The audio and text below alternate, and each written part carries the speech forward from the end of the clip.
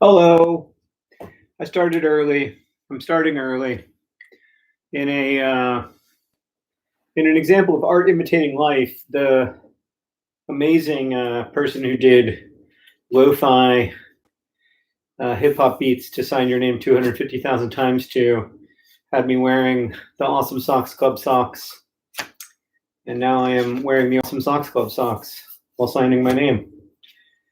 I haven't even started signing for the day, and as you can see behind me, I have like 5,000, 6,000 maybe. That was sort of my initial goal for today, which I think in the end is probably going to be unrealistic. So just have to reset to what's doable between. So we've got some e-learning happening in our house, so that's slows everything down for everyone. But yeah, it's gonna be pretty tight, y'all, in terms of signing 250,000 times in the next I don't know, 4 weeks, 5 weeks. Just got like, I think I have like 120,000 to go. So I'm 130,000 in, but the speed has to pick up pretty dramatically. And there are still some edits left to do on the Anthropocene Reviewed book. Like I still have to do copy edits and some line edits. I've got to incorporate Sarah's notes, which are always good and at times intimidating. So I don't. That's not a very good one. So yeah, it's going to be challenging, but I mean, the thing about signing is that it only goes so fast.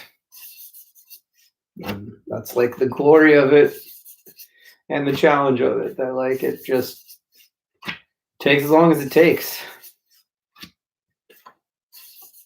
Like there are aspects of writing a Vlog Brothers video that if I'm in a huge time crunch, I can speed up. Not a lot of aspects of this I can speed up. So just gonna do it.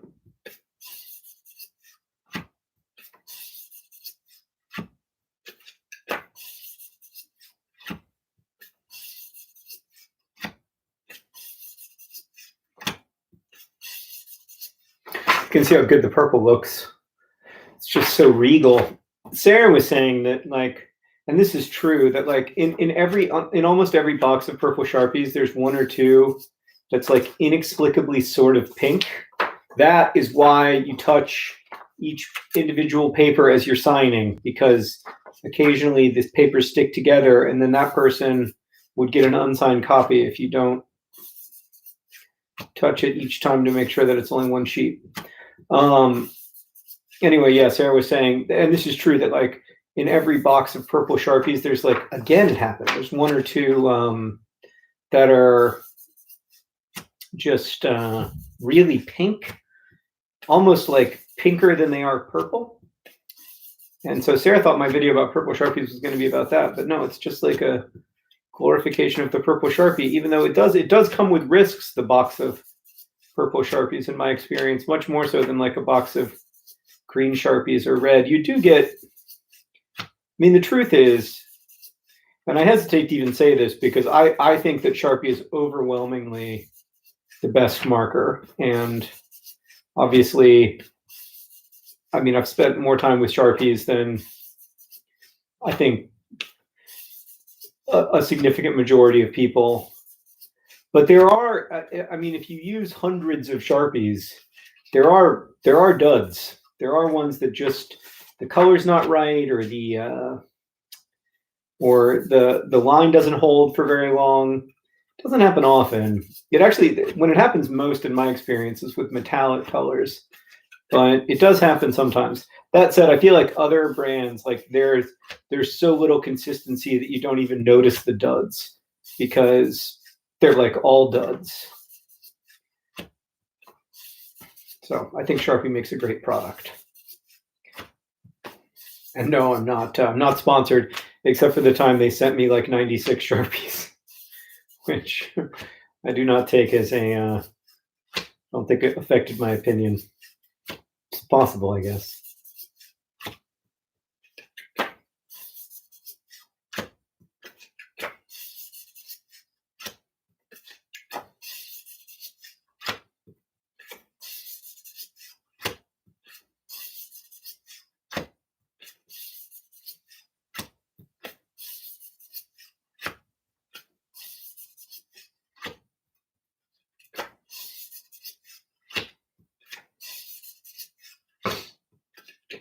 The other thing that's going on is I've got this, got a strained ligament. That's what the hand surgeon says it is, and I'm inclined to believe him on account of his expertise. There's I guess there's ligaments that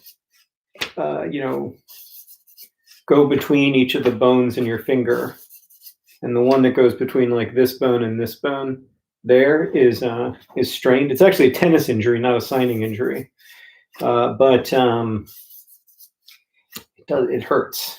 He said I won't make it any worse by signing, so it's not like I'm not like like putting my career in danger insofar as this is even tangentially related to my career, but it does mean that I can't open like a can of, or I can't open like a bottle of soda or whatever, or twist off wine cap.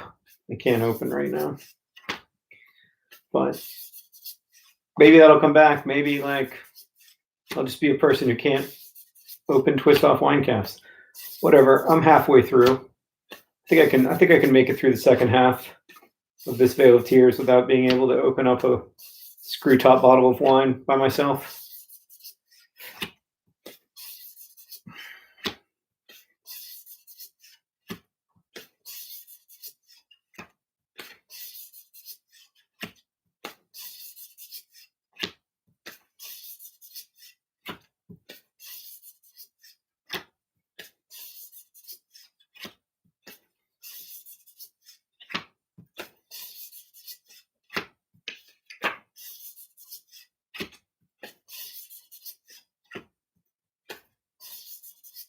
By the way, if you're looking for something to do this evening, I'm going to be in conversation with Ransom Riggs, the author of the Miss Peregrine's Home for Peculiar Children series. And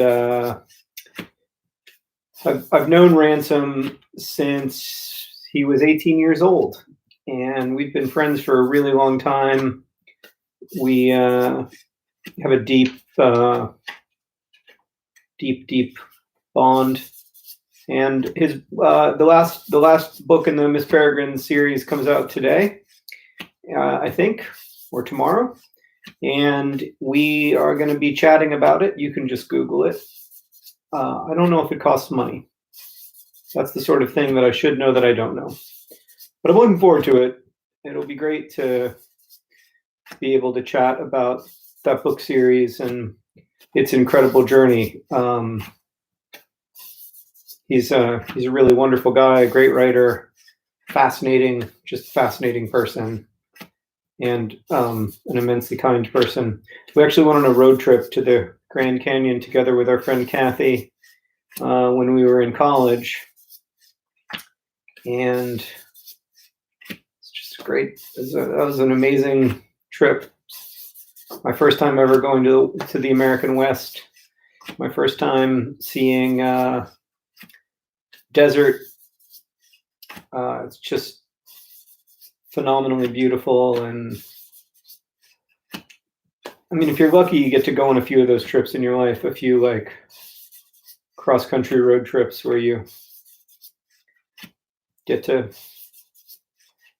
see the country the American way, I guess. And that was one of them for me. I haven't, it's been a long time since I went on a trip like that, but it's pretty magical. So anyway, the last Miss Peregrine book is coming out, and Ransom and I will we'll be talking about it and related matters this evening. I think Barnes & Noble is hosting it. So you can, if you're interested, I'd love to see you there. We'll have plenty of time for questions. It's a Zoom, so everyone is welcome.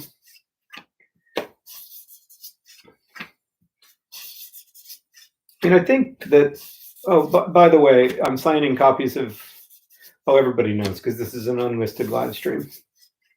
You all know. You know exactly what I'm doing. Most of you are probably like, shh, be quiet so we can just listen to the sound of the signing and be productive in the background. So I'll be quiet.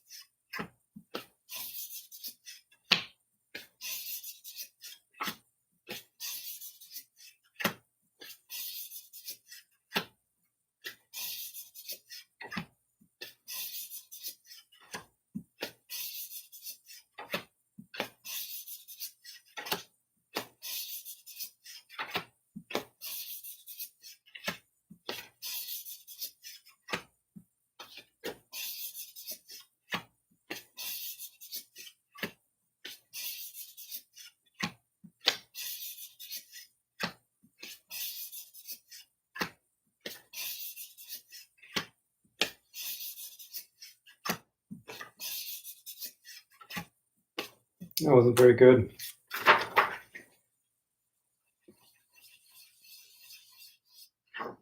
But now that person will be like, oh, I didn't get a bad signature. I got a good spiral.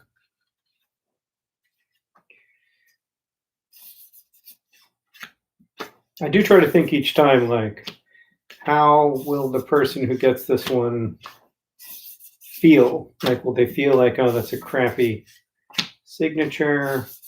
Will they feel like surprised because they didn't know that the first printing was going to be signed? That's a dirty sheet of paper. That person would be like, "Oh, I got a dirty sheet of paper. Phenomenal." It's also about now I'm all out of rhythm. That wasn't a good spiral either.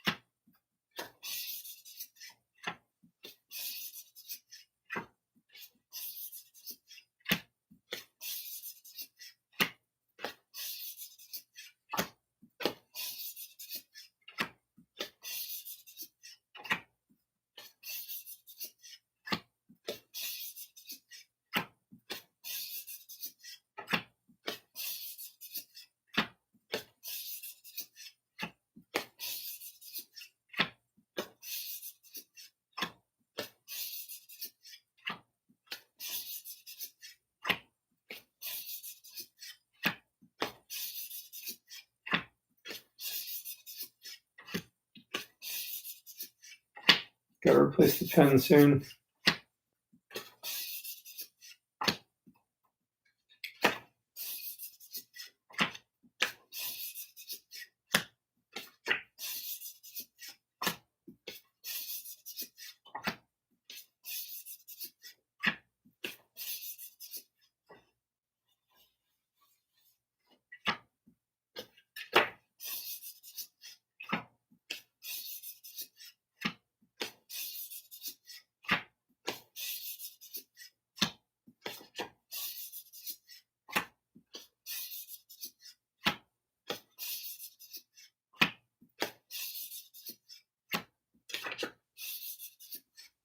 Okay.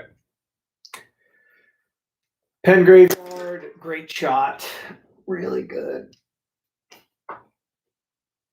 Yeah, should we start with these over here, maybe? These look promising. Oh no, there's an issue. I'm gonna have to turn it over because of the way they bind it. There's a little wrinkle in the page, but it won't be noticed. Won't be noticed if I put it on that side because of the way they bind it. All right, it's an exciting moment. It's time for a new pen. Is it going to be a good purple or is it going to be one of the weird pinky purples? We'll find out. It's going to be this is the kind of thrilling thing that you don't know how it's going. You don't know what's going to happen. Hold on, here we go. Ready? Oh, it's beautiful. Look at that nice, rich, deep. I almost looks like Prince to me, the artist. That's what I think about when I see that really royal purple.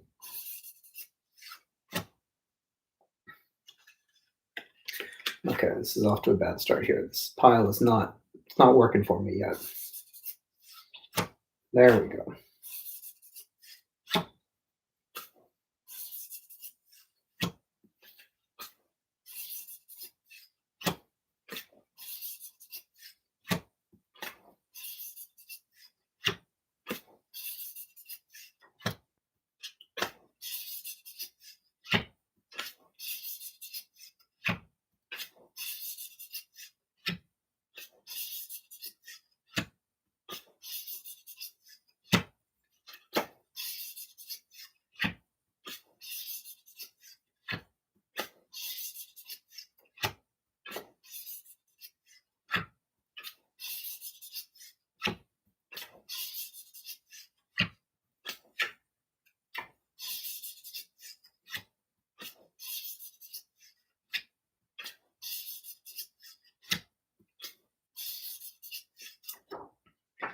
Bad.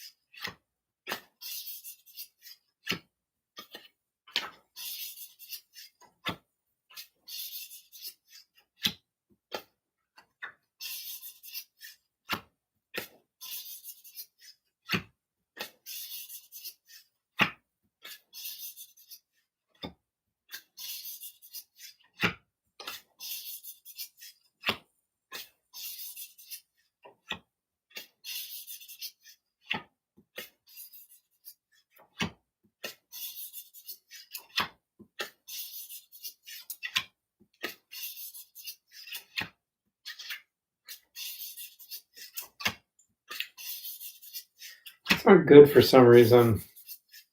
Color's good. Problem is with the mark itself. That's a little better. I just like get out of the loop of, realize this is a weird thing to say, but like I get out of the loop of how to make my signature, and then I've got to like find my way back into it.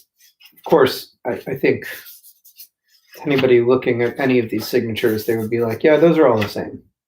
But you can't get, I mean, without getting too deep into it, you can't get too far away from your signature and still have it be your signature. So, especially when it's not a particularly beautiful or complex mark. So yeah.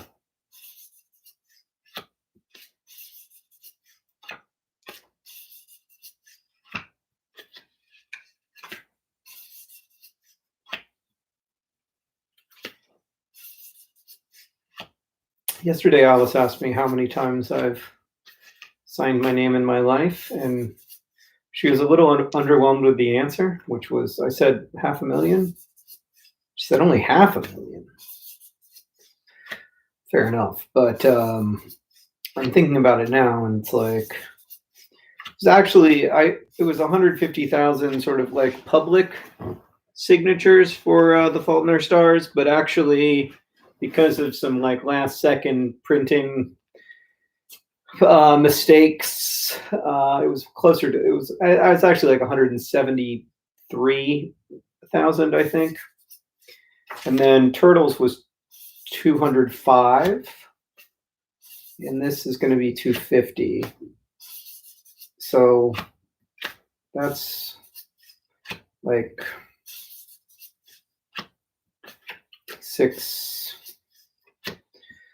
600 something thousand. And then like I have signed a lot on tour, I guess, but probably not even 100,000 times. I mean, for one thing, the years of my life where I was like traveling a lot and touring a lot, I tended to have very short signing lines, like 1 to 3 people. So yeah, maybe 100,000 though. Hank and I toured with signing, I don't know, maybe 5 times, 6 times in a meaningful way between 2008 and the collapse. I guess like 2017 was really the last time I toured with signing. Like when I toured for Hank's book, I didn't sign much. And then, so yeah, it's been a long time.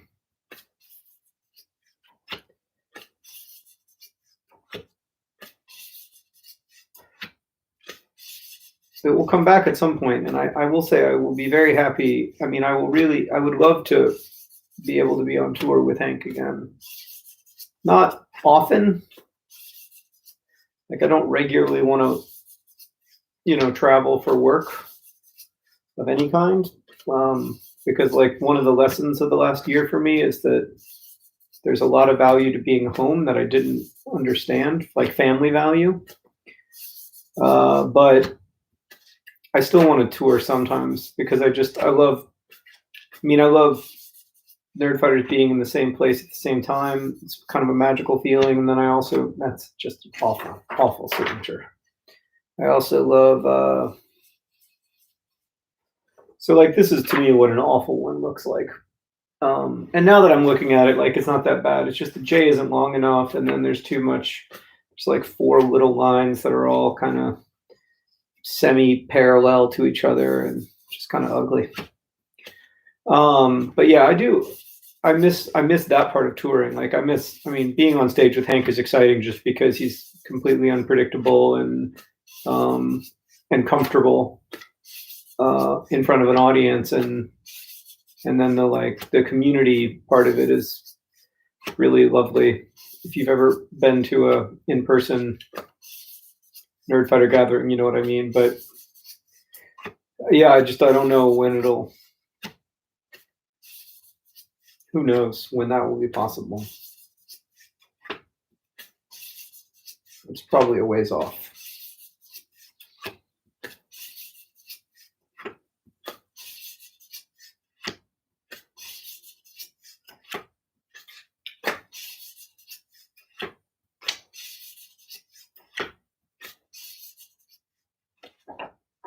It's fine. I don't love it, but it was fine.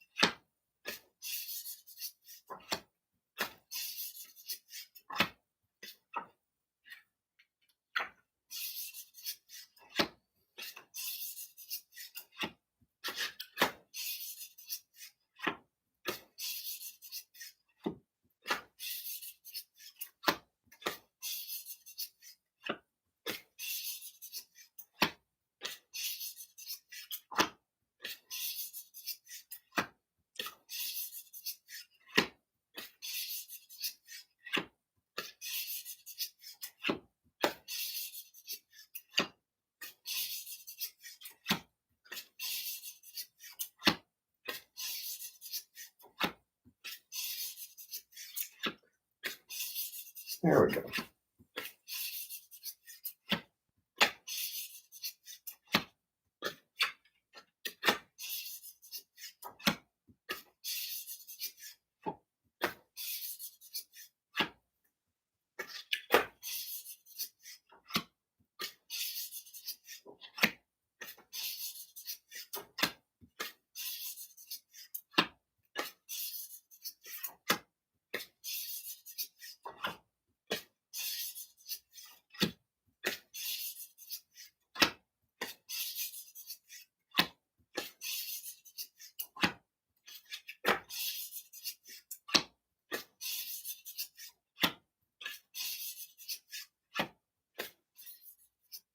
I actually sign faster when I'm doing these live streams, which is weird. I don't know why.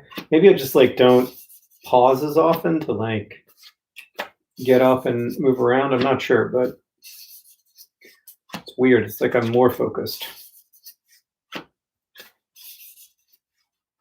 Maybe I should just live stream the whole last 240 hours.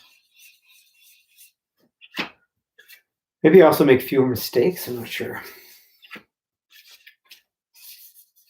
Those mistakes are really, in the scheme of things, quite time consuming.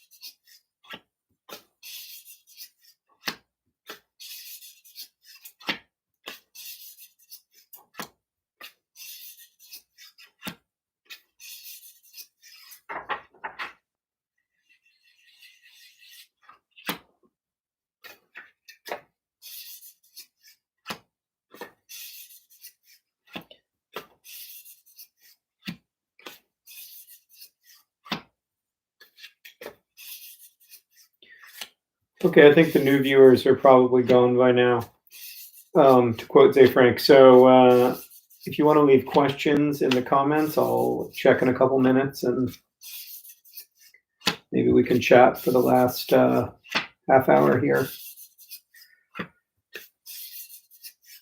Unless you don't have any questions, which is fine too.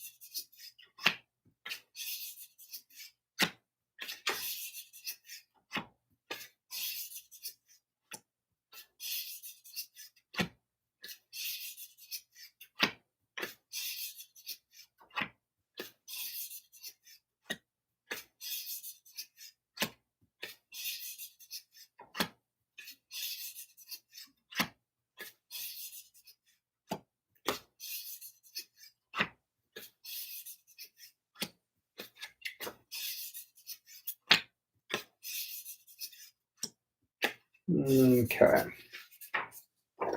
It's just one. Great. Okay. Hit pause. This is good for the hand anyway. I'll just shove those that way. Oh, hi. Hello.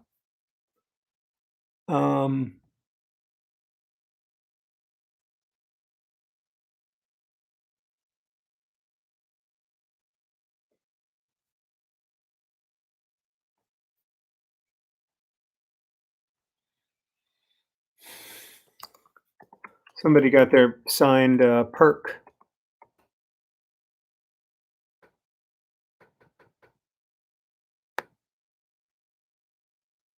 Will there be signed editions for Europe?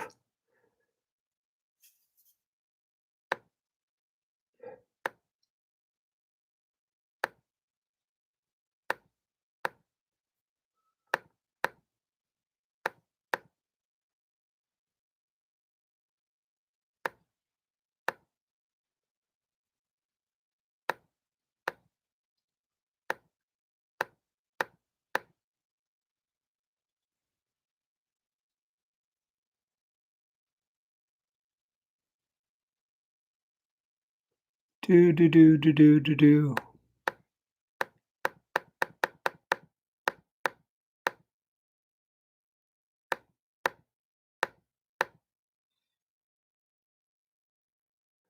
Okay. Great. Hi, hello. Okay. The question, will there be signed copies available in Europe, is probably not.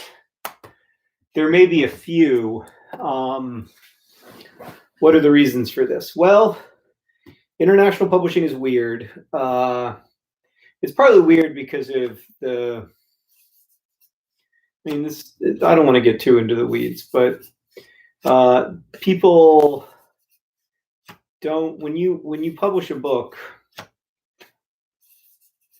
the rights usually are sold for North American English rights. So that means that Penguin has the opportunity to publish the Anthropocene Reviewed book in North America for as long as they want to keep it in print. Now, the definition of in print is a little weird because it used to be that like books got printed and they had to get printed regularly or they went out of print. But now books don't really, now that isn't the same.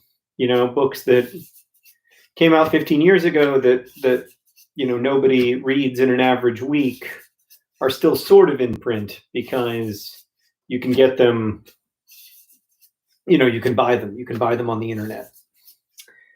And with ebooks, like nothing is ever really out of print as long as it's been scanned. But yeah, so that's the basics of it.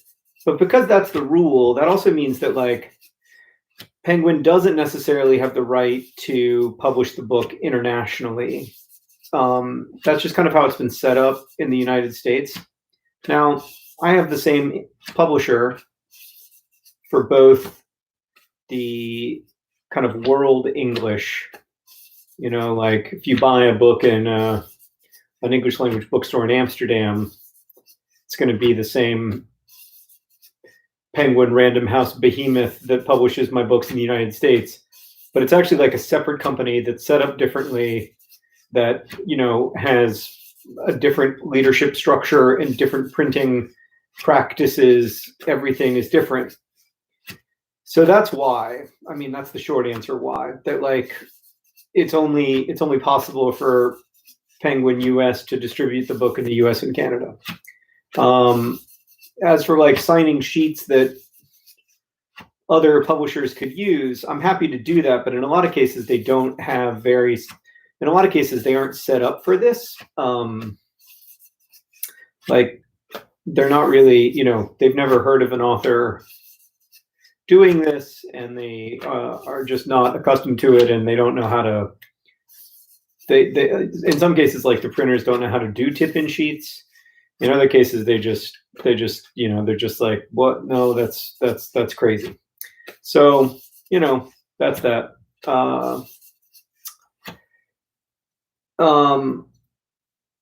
Another question was, do I see all the TikToks that I'm tagged in? No. You know, a lot of times, like, people tag me in TikToks that are weird or that, like, are kind of a bummer, like, that are, you know, like, negative about my work, or else that are, like, just weird and, you know, like,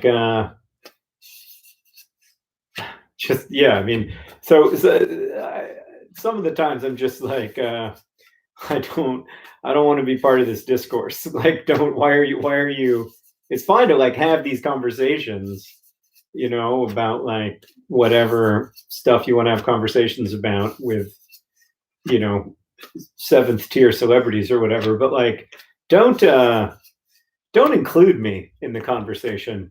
Like, even if it's positive, don't, you know, like if it's positive about my work, then yes, totally include me. But like if it's positive about like me or my appearance or whatever, like let's just have that conversation without me. You don't need me for that. I don't need to be there for that.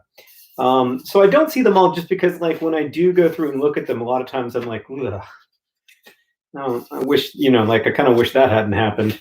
And that's the weird thing about the internet. And this is not just for like people who have like kind of bigger public lives on the internet. But like one of the weird things about the internet is that like being on Twitter or being on TikTok even, it's basically an invitation to other people who you don't know and will never meet, to decide how you're going to feel in a moment. Like, you know, like on some level, like the TikTok algorithm decides how I'm going to feel when I'm on TikTok. But then, like, if I check my mentions on TikTok or Twitter or Reddit or anywhere, it's basically like when I check my mentions, I'm basically saying, people of the world who I have never met, you get to decide how I'm going to feel for the next 10 minutes. It's a very weird thing. Like, it's very weird that, you know, like if somebody says something hurtful in a Reddit thread or whatever, then like your feelings get hurt. It's just human nature. But you like, on some level, have you invited that feeling by, being present in those spaces? Like, yes, people, have to tag me in something for me to see it, but then if they do, like, I'm basically saying to this person who tagged me in something like, oh yeah, you got exactly what you wanted. Like, you got to make me feel a thing. So I don't know. I'm very, but then on the other hand, like, there are lots of times when I love being in those spaces, and the same is true of YouTube, right? Like, a really like negative, pointed, like a YouTube comment that's just like trolly and hateful doesn't usually bug me much. But like, if it's, commenters can be very good at finding the soft-bellied places in a person, and if they hit you there, it hurts, because that's the nature of being a fragile, vulnerable person. And I don't want to close myself off to vulnerability. Like, I don't want to close myself off to that stuff by trying to wear an endless deploy an endless stream of layers of irony, or have some kind of radical cynicism. I just don't think. I think that stuff's a little easy, to be honest with you. I think that it's a way out of a very real problem, but it's kind of a cheap way out. Like, there was certainly a long time in my life when I liked to define myself by what I hated, and when I would have loved the whole like internet discourse of hate watching and hate reading, and living in that land where something is so bad it's good, or so bad it's bad, but mostly what you revel in is the chance to like make fun of it. But like, now I'm at a point in my life where I'm trying to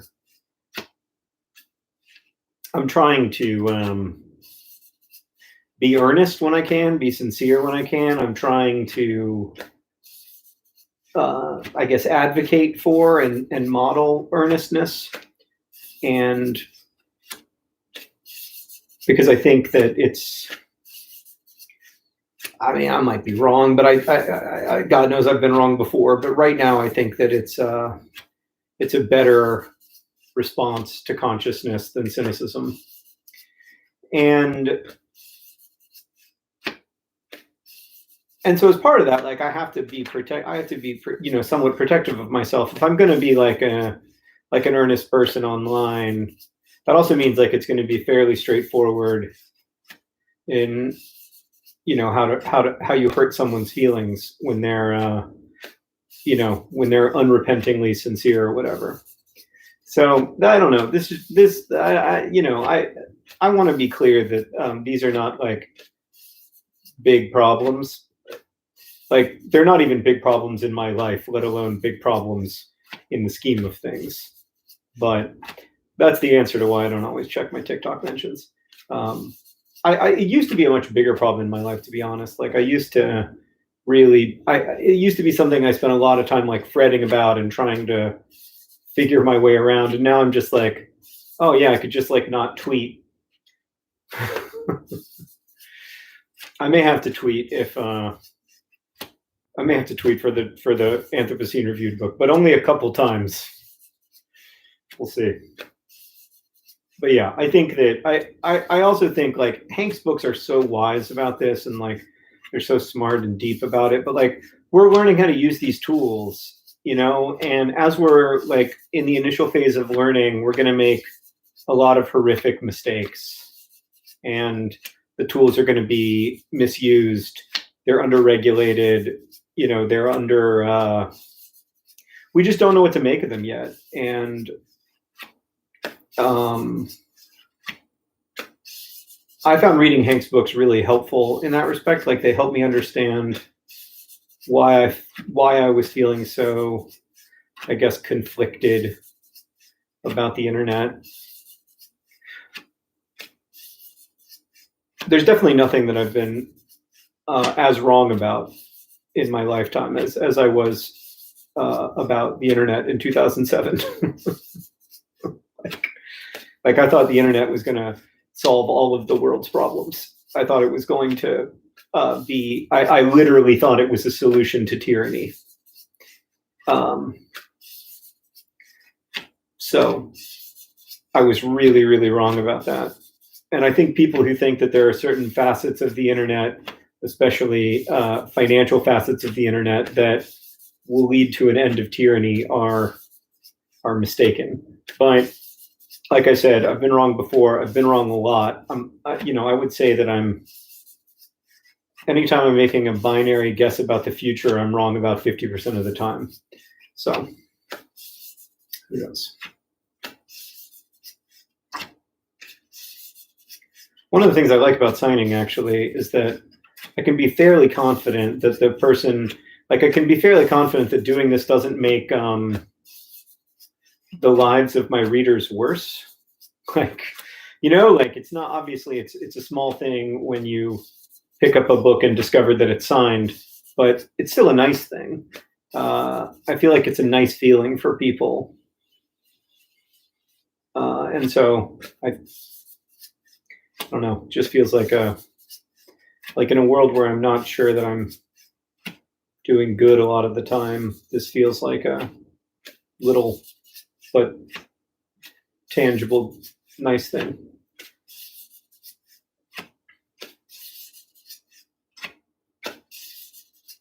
And I don't mean that in like a fishing for I don't mean that in like a fishing for compliments way. I actually think if you're not like thinking all the time about whether or not you're helping, I don't know. I find it really helpful to consider the ways that what I assume to be helping might not be helping, and what I assume to be like social utility might not be. I feel like I didn't consider that as carefully as I should have early on in my career, and so I try to think about it more now. Like, you can give money to charity and have it make the world worse. It's not, these things aren't super cut and dry, and so try to remember that. There was one like 3 ago that wasn't very good, but there's no fixing that now.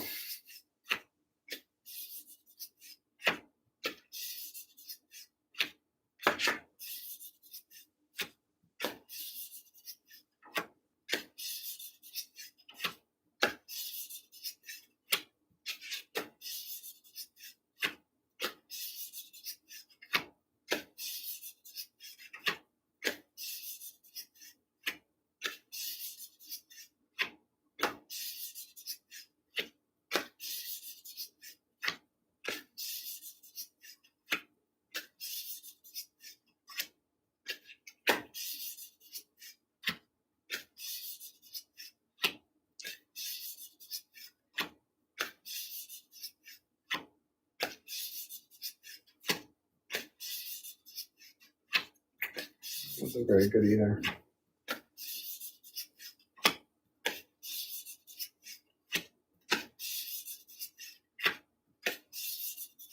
There we go. Now I'm back. I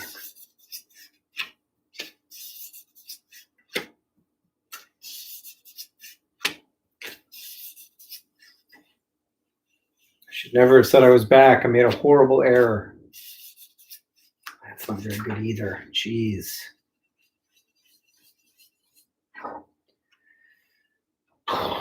Like this one, like if the tail of the J isn't long enough, it just looks all wacky to me. It just looks like this is a huge circle and a really huge bad circle. I think the stack is getting too low. So if you have more questions, ask them now, or forever hold your peace. Well, not forever, till like Thursday when I do this again.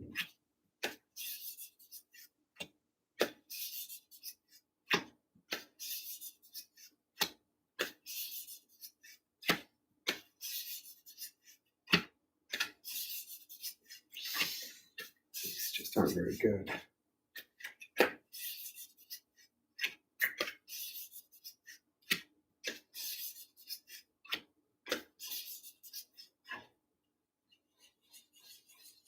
All right.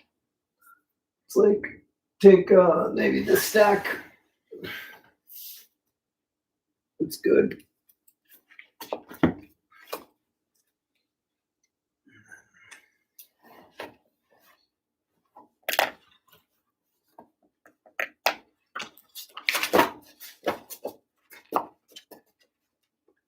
See, like this one just doesn't have any art to it. It looks like just I don't know, just all, it looks a little wrong. It's a little low. A lot of problems with it. So I tried to fix them with a spiral. Now that you all know my secret that I spiral the bad ones, I feel like the people who get spirals are going to feel a little less special, but that's okay. What brand are the mini champagne bottles in your fridge? I think they're Krug. I don't even know how they got to our. I don't even know how they got to our house, really. How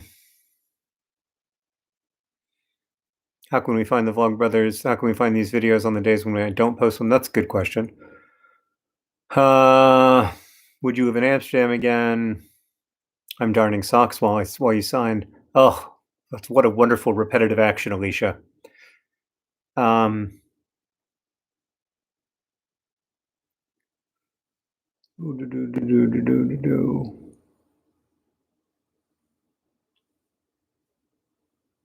Favorite art I've seen recently? That's a good question.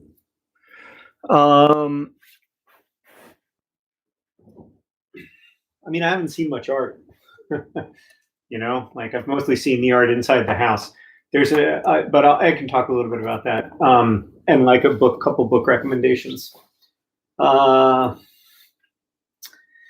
Art-wise, I mean, so like one of the like the art world is so demented with the mania of owning things, and so like it's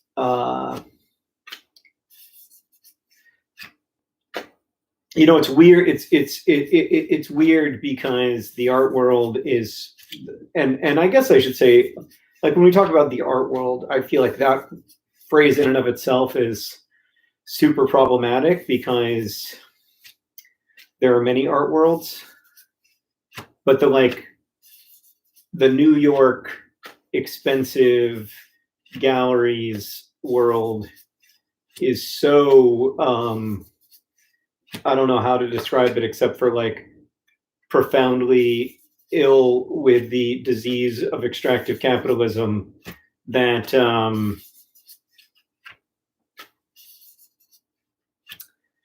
that it, you know, it's really, it can be hard to get past that part of it at times.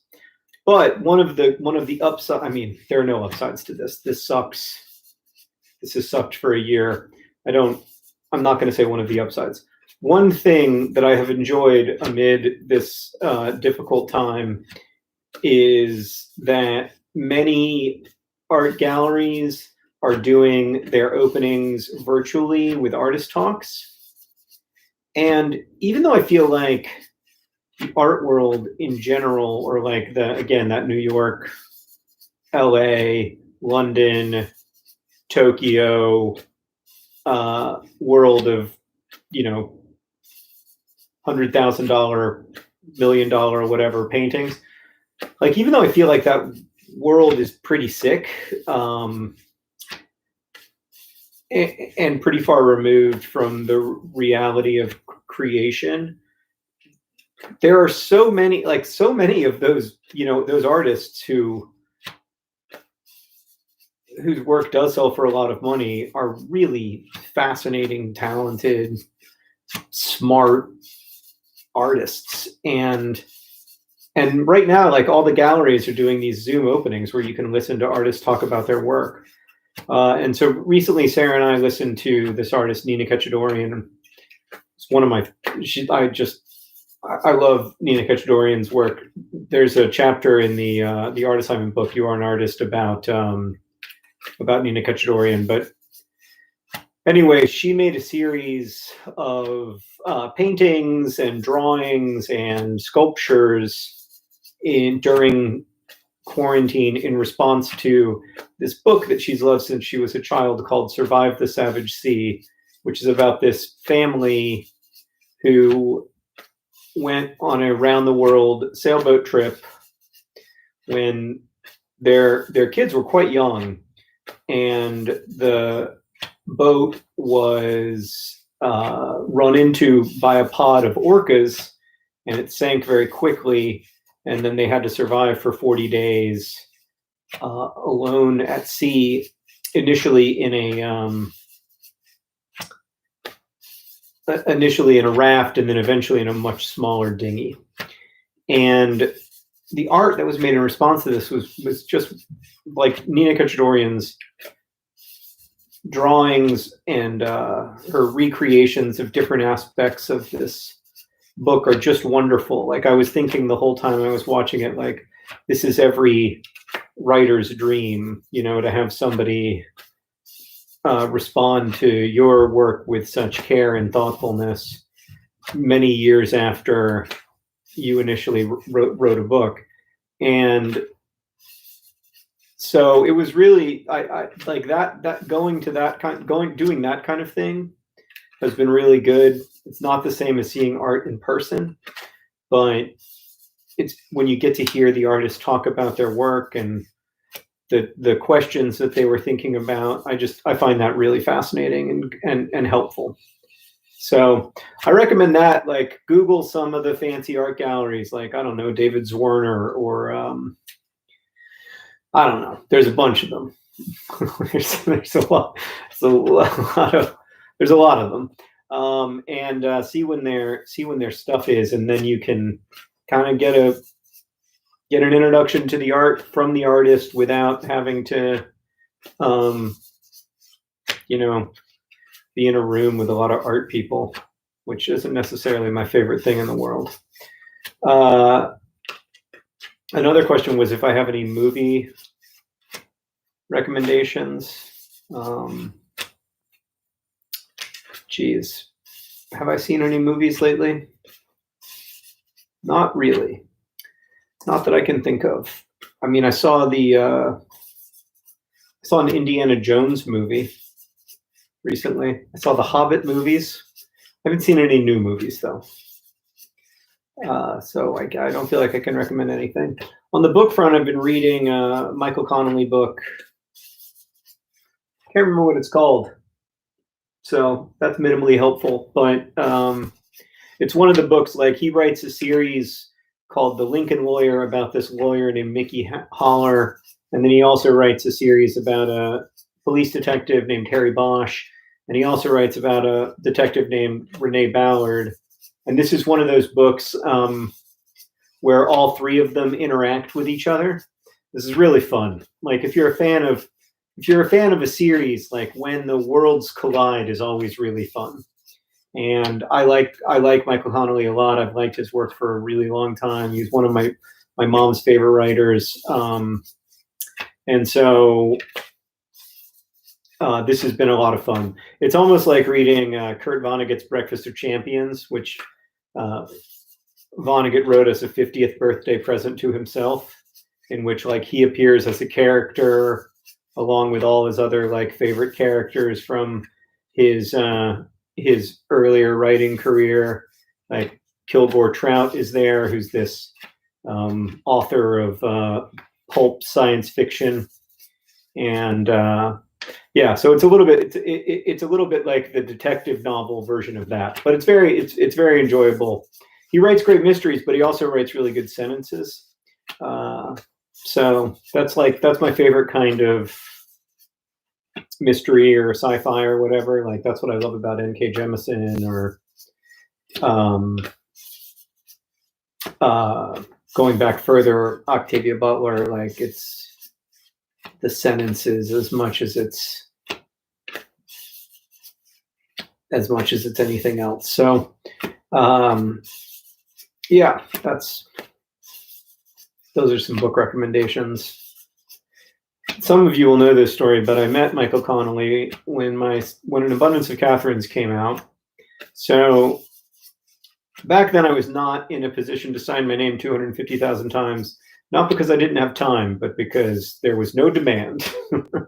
And like when Catherine's came out, like my first novel, Looking for Alaska, did really well. Like it didn't sell a lot of copies, but it was really well received, and it won a big award in young adult literature called the Prince Award. But it only, I mean, I don't know, it sold like 8,000, 9,000 copies its first year. So like not a lot. More, probably more than I anticipated, but not a ton. So anyway, then my second novel came out like a year and a half later, An Abundance of Catherines. And like there's an energy about a first novel that is kind of hard to recreate. And Catherine's got good reviews. It's a weird little book. In defense, I mean, I don't think it's my best book. It's a little shticky, as one of my religion professors told me when he read it. But anyway, but some people really like it, and I am very grateful to those people, and I'm really grateful that like it's still. I mean, even the idea that anybody reads it in a given week is incredible to think about, right? Like that book came out 15 years ago, and people are still finding it. So that's an amazing, incredibly lucky thing. So, but anyway, back then, like I think the week that it came out, it had very disappointing sales. I think the week that it came out, it sold like 120 copies, and then like it didn't pick up from there. There were a lot of reasons for this. Like one is the book itself. It's a weird book. It's about a kid who can't tell stories. So like doesn't have like a super solid, like it doesn't have a pulsating narrative, I guess. But also, whatever, like it was when you don't have a big existing audience, like it's really, really hard to find an audience for your book. Anyway, all of that is background on how I came to meet Michael Connelly at the LA Times Book Festival in 2006. So Catherine's was a finalist for the LA Times Book Prize, which was very cool. And it meant that I got to go to Los Angeles, where I'd only been a couple times in my life, and I got to go to this like amazing party. It was a really good party. Sean Penn was there, I remember. I don't really have an opinion. I don't know anything about Sean Penn, but like I'd never been in a room with a movie star before. And he was like standing by himself, smoking a cigarette underneath like in the exact light of a street light at this outdoor party thing. And I was like, that's amazing. Like there's somebody who can find the spotlight wherever. So anyway, not relevant to the story. It was just like a cool experience, and I was really excited. Anyway, Michael Connelly was also a finalist that year. He was a finalist in the mystery category. And so I said hello. I like gathered up my courage and walked over to him, and I was like, my mom is your biggest fan, and which she is, and I've been reading your books for a long time, and I really love them, and it's just really cool to meet you, and I know that my mom would be really really proud of me to know that I'm like at a party with Michael Connelly.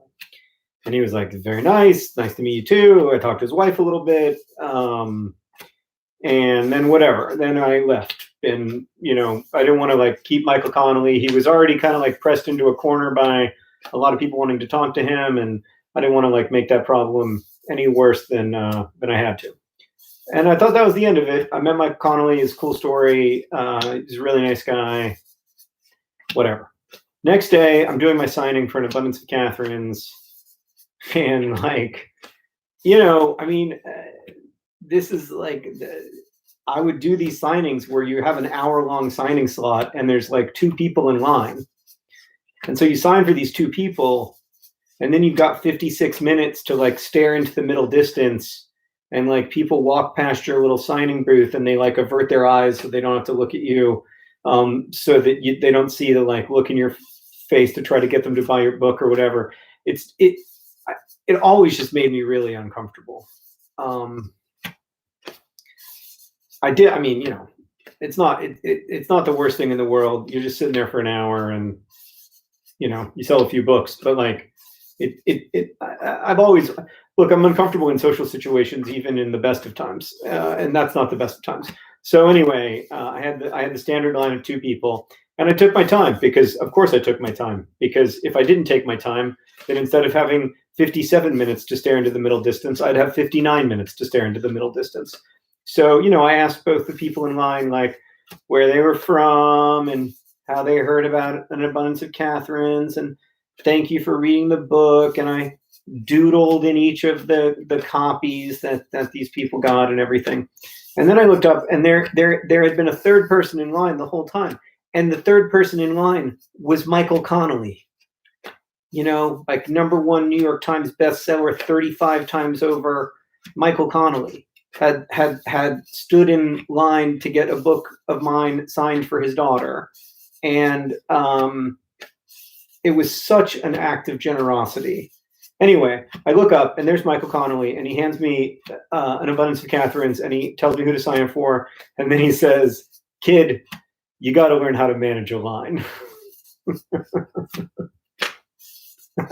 I think about that I mean, I haven't done a signing in a long time, obviously, but like every single time I do a signing, I sit down and I hear Michael Connelly's voice saying, "Kid, you got to learn how to manage a line." And I think to myself, like, I got to manage the line well today. I got to like try to make sure that everybody, you know, gets their book signed, that it's the balance between like, you don't want people to wait too long, but you also like want people to be able to, you know, have at least a second to tell you, or to tell you what they need to tell you, or to like, or whatever, to have that fraught, complicated, usually disappointing interaction. Not for me, but I assume that most people who meet me at a signing are like, well, that went fast and it wasn't very fun. But you know, you want to make it as good as you can. And yeah, so I always think about Michael Connelly telling me, "Kid, you got to learn how to manage a line." And you know, I'm better at it now than I was then. But still not probably Michael Connelly good at it.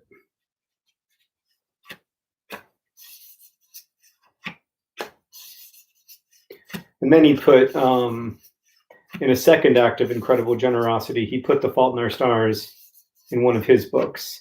So in one of his novels, the character Harry Bosch's daughter is reading The Fault in Our Stars, which was pretty cool.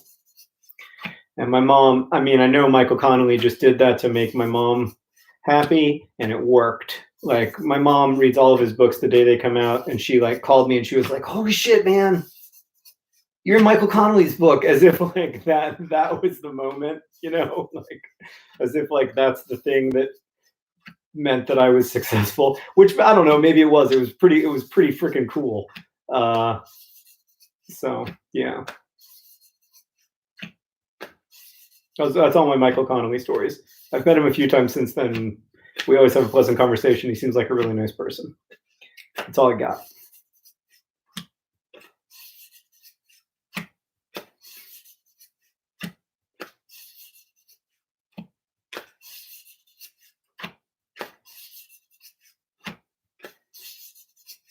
I think these pages are bent this way. Should I flip I'm going to flip it to try to bend them the other way. I don't think it matters much, because like once they get into the machine, oh yeah, they're definitely flipped. They're definitely bent though.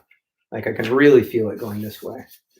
I don't think it matters once they get into the machine that actually puts the pages into the books. I think that machine is pretty hardcore.